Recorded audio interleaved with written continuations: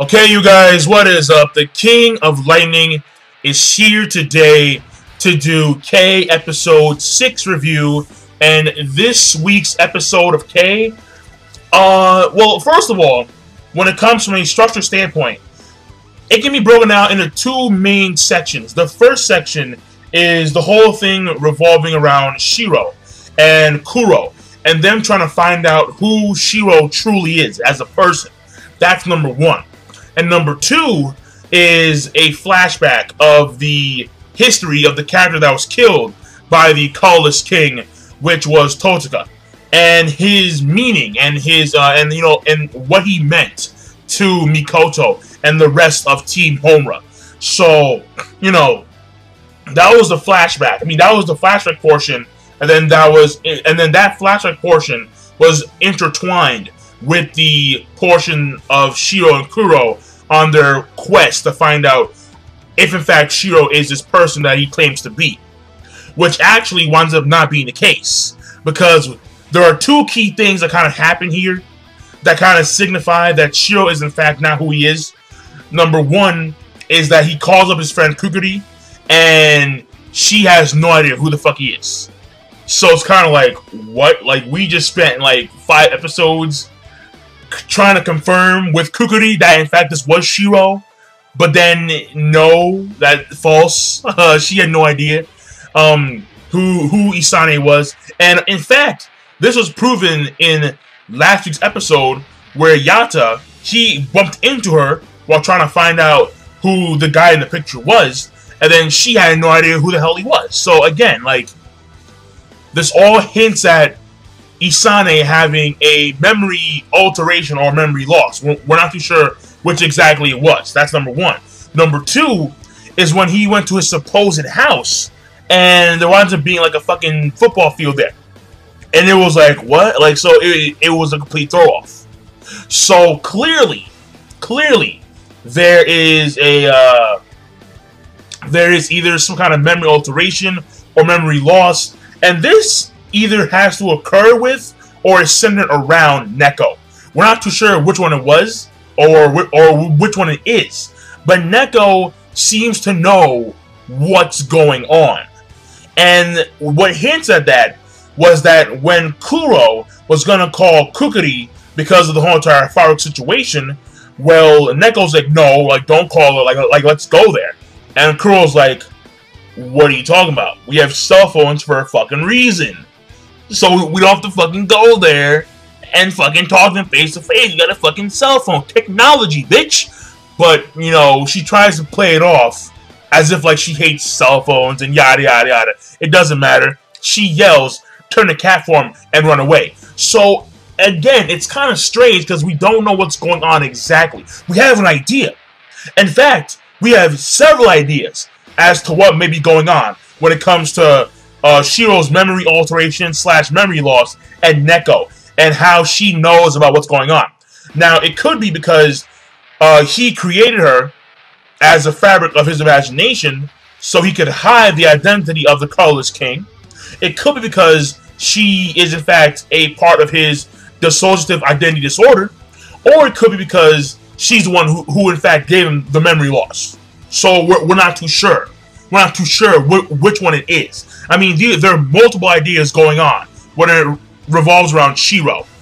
But as of right now, I think it is safe to assume that Shiro was the one who killed Totsuka.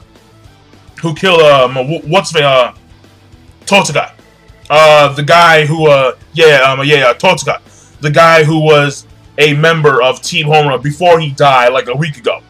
And the flashback portion is all about Totsuka and his standing in Team Homra before he died.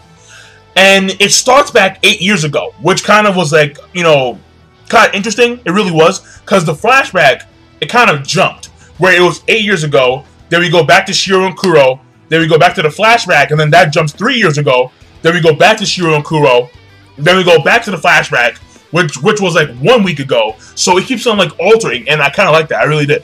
And apparently 8 years ago, Mikoto met Totsuka because Totsuka was trying to, join in. Well, not join in, but he was trying to follow Mikoto in a sense. And it was kind of weird because Kusanagi, he still has a bar, and it's like, what's going on, bro? Like, he still had a fucking bar. Yeah, like, it was weird. He had a bar when he was like in high school and shit. And what's happening is that we see the progression of the character Totsuka throughout the entire. Because apparently it was just, you know, it was just Mikoto and Kusanagi, and then came Totsuka, and then came the other guys like Anna and Yata, and you know, yada yada yada.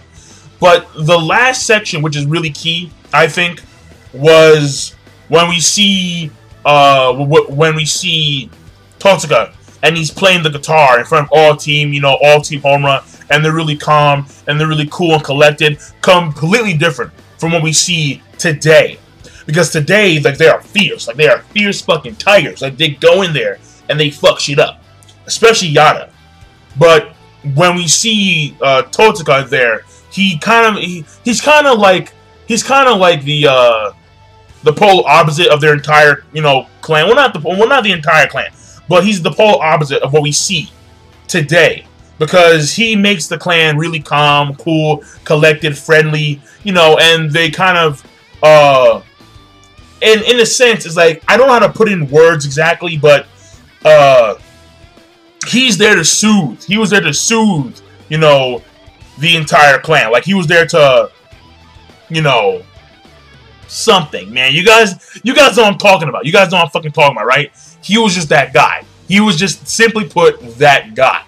He was that guy. But what I will say is that when the episode occurred at the beginning, and we see something very key here, we see Mikoto. He's having a dream, and in this dream, the city is like destroyed, and we see his arm. His arm was like charred and burning, and then he's having a flashback in a dream of him taking place of Totsuka, and he's getting shot by the Colors King, and then he starts powering up and shit. And then after that, what we see here during the flashback is a bond, a really strong bond, being formed between Kusanagi, not Kusanagi, between Mikoto and Totsuka. And then before the flashback occurred, there was a scene here where we see Aoisawa, who is the lieutenant of Sector 4. We see Aoisawa come into the bar that Kusanagi owns. So this lets me know that on a normal basis, the kings aren't feuding. On a normal basis, the kings interact with one another on very friendly terms. But the real, like, notch in the plan, in the system, was when we had the Colorless King kill Totsuka. That fucked up the system, because normally the kings don't fuck with each other. In fact, on normal terms, they're actually, you know, fairly interactive. Like, we see a friendship or a bond between Kusanagi and Aoisawa. And then she explains how Mikoto's Vice Helm, which I believe is his power source, is running, you know, like, it's chaotic, or he's losing control of his Vice Helm. And in a sense, because I see the flashback and I'm seeing the bond between Totsuka and Mikoto, I can make the assumption that probably Totsuka was the one Mikoto had planned to give the kingship to after he had lost control of his powers, or before that time happened, because he felt that, I guess, like, the way I kind of see it from that flashback point of view was that Totsuka would have been the appropriate person to take over the role as king of clan or team Homra, but then when he died, it kind of fucked that shit up. So, like, that's the way it looked during the flashback. Like, that's what it really did. Because I don't see Yata being the king. Kusanagi is like the forever. He's like the forever Vegeta. Like, he's always gonna be underneath the fucking king. He's like the forever lieutenant. Like, that's the way he always seems. You know. And at the end of the flashback, we see Kusanagi and Yata, and they wind up running up to the roof, and then they see Totsuka. He's on the ground. He's, you know, dying and shit. Says his final words, and he pretty much dies. And then, you know, Kusanagi, still trying to maintain his composure, he calls in to Makoto, I got bad news. And then that's when they go on the fucking manhunt and try and find the Colorless King right then and there, because Team Homra doesn't fuck around. Now, after that, the last scene, the flashback, we get the last scene of the real life stuff with Shiro and Kuro. And then Shiro comes to the conclusion that, you know, I probably killed this guy, Totsuka, so Kuro, you know, please slay me. Kuro on some Bato stance, you know, like on his shit, on his Bato, you know, like, you know, like on his Bato shit, ready to fucking draw, and all of a sudden he just swipes and then pulls out the fucking video recorder, I mean the audio recorder of fucking his king, his former king. I don't know what his name is. I forgot his name, but he sounds like Aizen from Bleach, so I'm gonna call him Aizen, the same voice actor. But, you know, basically, the recording says one of the quotes that he has on the audio. And then the gist of it was, if you're not certain, then, you know, don't do something and, like, don't give up. Like, it was that kind of mixture where it's, like, certain, like be certain and don't give up. That kind of gist here, which is kind of the reason as to why he's not going to kill Shiro just yet. Because Shiro is giving up and he's not certain. So it's kind of like, I won't kill you until you're completely certain and you won't give up, I guess. I mean, I'm not too sure what went down there. It was kind of fucking weird. But overall, the episode, in my opinion, it was good. Now, the reason why is that it's not because of the Shiro and Kuro stuff. I mean, it should be, because we now have confirmation, in a sense, that Shiro was, in fact, not a school student. That he, in fact, was not not in the school at that particular time when he supposedly didn't kill Totsuka, when in fact he may in fact have killed Totsuka. In fact, we can assume again that he was the one who killed Totsuka.